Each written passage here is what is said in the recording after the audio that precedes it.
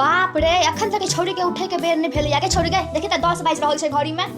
देखी फेकना बेटी के तोरे एते टाके छै दंदनाई छी 6 बजे भोर से उठ के पूरा घर के काज राज केलकै या पूजा पाठ सब केलकै या नहा सुना के तैयार छै यो आइटा ई छौरी अछि। अरे मम्मी बस 5 मिनट रुक जाओ ना कहां भेले या बेसी समय अखन कपड़ा ले और हैया पानियो गरम कर दै छियो आ जल्दी फटाफट में 15 मिनट में नहा के आब देखी फेकना बेटी के भोरे 5 बजे नहा सुना के पूजा पाठ क के सबटा तैयार छी। अरे मम्मी एते ठंडा में के नहाई छै अच्छा ठीक छै जाइ छी। हाँ अब नहा लेना और ले जाओ फोन में ई नहीं जब पढ़े ला जाब देखी फेकना बेटी के भोरे गेली 8 बजे पढ़े ला गेली पूरा काज राज क के गेलिया पढ़े ला कम से कम कनी अंगनो जब हाइट लेते तो सेहो नहीं ओहो हम ही करबे त हेती लगा न दही कॉपी किताब में आएग क्या रखने छाओ हो जखन पढ़ैया करने छै त कॉपी किताब रख के कथी होई छै भानसो भात हम ही करिए खेनाइयो हम ही बनबिए घर के काज राज पूरा हम ही करिए ई महारानी खाली सुत थी ने पढ़े लिखे का त छै ने देखी फेकना बेटी के